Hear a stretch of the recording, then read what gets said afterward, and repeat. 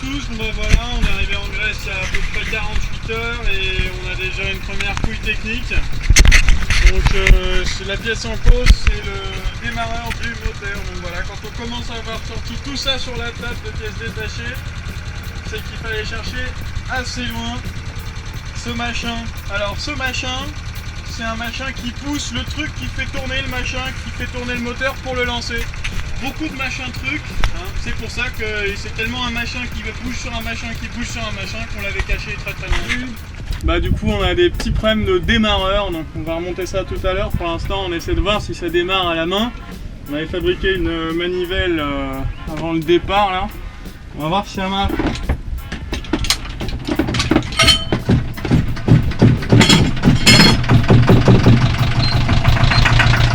Bah ça se passe plutôt bien, hein.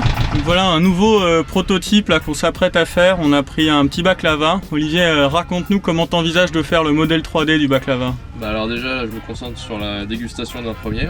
J'ai commencé ma part, j'attends toujours que les autres me suivent. Et bon, impression de miel en impression 3D, je pense qu'on va pouvoir le faire. On y réfléchit. Le baklava imprimé 3D, un nouveau challenge pour le Labrève. Salut à tous, du coup on a démonté la bête, là, ça c'est le démarreur. Et donc la pièce qui serait en cause c'est le solénoïde, le machin qui enclenche le truc qui tourne. On va tester ça tout de suite.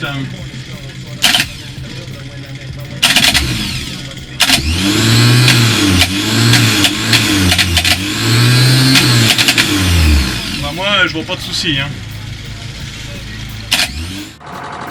Dove la camera? Dove la camera? Dove la camera? La la la la la la. Couillon, tu fais un film quoi. Eh oui. Par Martin. Voilà, donc un petit film là, juste pour voir l'ambiance dans le port. Donc là c'est un bateau qui était déjà là quand on est arrivé et son ancre, comme vous pouvez le voir, part complètement sur le côté parce qu'un bateau l'a pioché en relevant son ancre quand il voulait partir. Donc là c'est le bordel. Vendredi 21 août sur Carluquera, quasiment 4 mois pile poil après le départ de Pornic, on est en train de commencer à rentrer à la maison.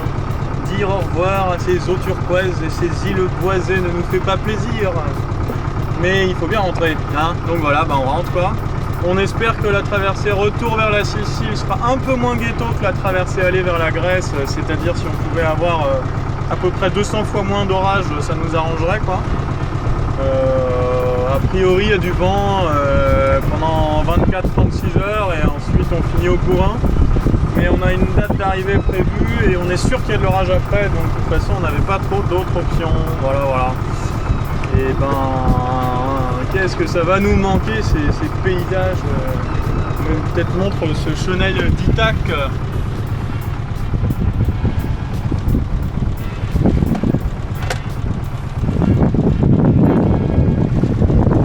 L'option météo qu'il y avait est moins sympa que les fichiers laissés prévoir. C'est-à-dire que si les vagues sont pas très hautes, elles sont très courtes. C'est assez inconfortable et on ne prend la caméra qu'en fin de journée parce que ça s'est calmé depuis tout à l'heure. Voilà. L'équipage n'est pas franchement ultra reposé. Il y a quand même pas mal de vent puisque donc on a 3 riz, donc le minimum de grands voiles et bon on a pas mal de génois maintenant et l'artimon est affalé.